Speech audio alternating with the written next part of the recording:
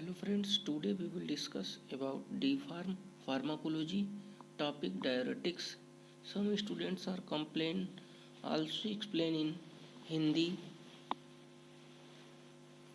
to English words. For example, diuretics are the agent which increase the rate of urine formation. तो diuretic ऐसे agent हैं जो urine के formation rate को बढ़ा देते हैं.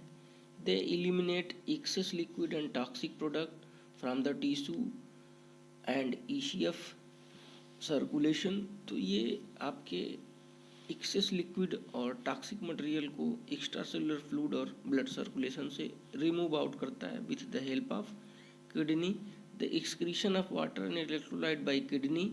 Diuretics are used in treatment of heart failure, hepatic, renal, all pulmonary disease. तो डायूरेटिक्स यूज होते हैं इस प्रकार के डिजीज में जहाँ एडेमा का फॉर्मेशन हो जाता है, मतलब एक्सेस फ्लूइड का एक्यूमुलेशन हो जाता है, तो उसी एक्सेस फ्लूइड को रिमूव आउट करते हैं. For example heart failure, hepatic और renal diseases.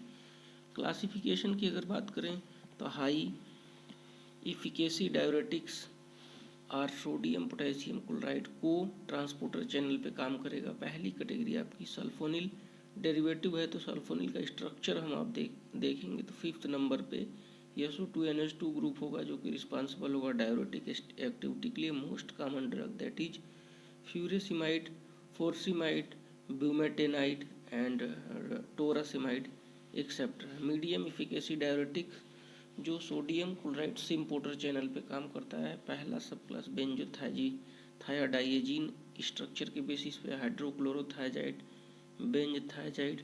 Second category thiazide like heterocyclics, chlorthalidone, metolazone, indapamide, clopamide etcetera. Weak और एडजंक्टिव डायूरेटिक्स. वीक में कार्बोनिक एनहाइड्रेज इनहिबिटर है जिसमें आपका acetazolamide most common drugs.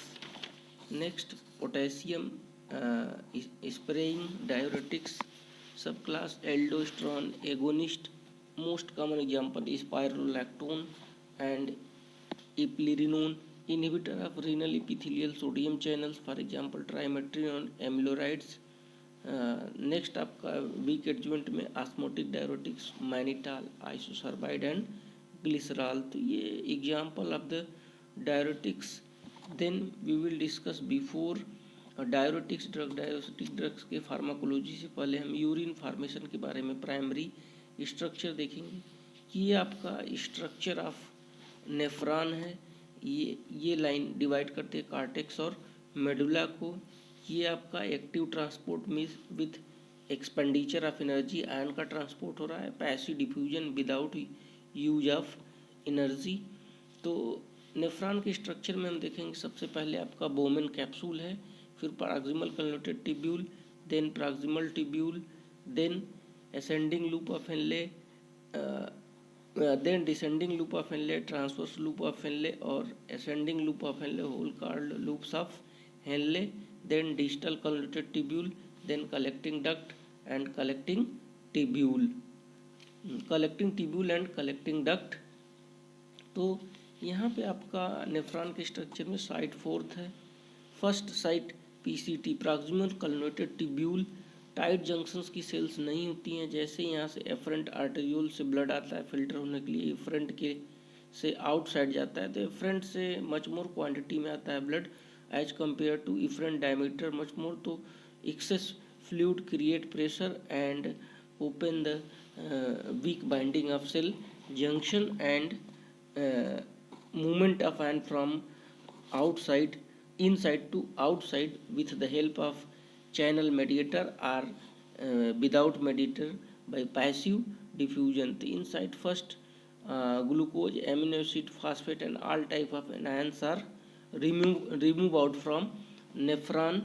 Then आपका loop of Henle. Loop of Henle में descending loop of Henle isotonic solutions इसलिए हो जाता है क्योंकि आपका प्रॉक्सिमल टिब्यूल में वाटर का भी रीएब्जॉर्प्शन होता है, पोटेशियम आयन का भी, क्लोराइड आयन का भी और सोडियम आयन का. तो आयनिक बैलेंस हो जाता है, इसलिए सोल्यूशन आपका आइसोटोनिक हो जाता है. जैसे ही हाइपर टोनिक कंडीशन डेवलप होती है ट्रांसवर्स लूप ऑफ हेनले में, रीजन बिहाइंड वाटर का रीएब्जॉर्प्शन हो जाता है, तो कंसंट्रेशन बढ़ जाता है सॉल्यूशंस का, इसलिए hypertonic. Then DCT digital converter tubule में हाइपोटोनिक इसलिए होता है, सोडियम आयन भी बाहर जाता है, क्लोराइड आयन भी, और यहाँ आपका सोडियम पोटेशियम 2 क्लोराइड को ट्रांसपोर्टर से भी सारे आयंस बाहर ही जाते हैं, तो आयनिक डेफिशिएंसी हो जाती है, that is hypotonic solution. Then site first collecting tubule and collecting duct में आपका एंटी डायरेटिक हार्मोन काम करता है। एंटी डायरेटिक हार्मोन की डेफिशिएंसी से यूरिन का अमाउंट कम हो जाता है, जिससे आपको बार बार एंटी डायरेटिक अपथ्रस्ट यूरिन के फ्लो को बढ़ा देता है, यूरिन के कंटेंट को बढ़ा देता है, तो जल्दी जल्दी आपको प्यास लगेगी, वॉल्यूम बढ़ जाएगा। तो ये नॉर्मल स्ट्रक्चर है आपका नेफ्रॉन का। इसी नेफ्रॉन में आपका वन डे में ये नेफ्रॉन आपका एक दिन में 180 लीटर फ्लूइड को फिल्ट्रेट करता है, जिसमें से कि 90% ग्लोमेरुलर फिल्ट्रेट आपका रीअब्जॉर्ब हो जाता है, कहाँ, कलेक्टिंग डक्ट तक आते आते, और फाइनली प्रोड्यूस करता है 24 आवर में हेल्दी पर्सन में 1.5 लीटर यूरिन। तो ये आपका डायग्रामेटिक रिप्रेजेंटेशन है नेफ्रॉन का, showing site for solute reabsorption, also helpful in mode of action of diuretics drug regarding site first, second, third and fourth.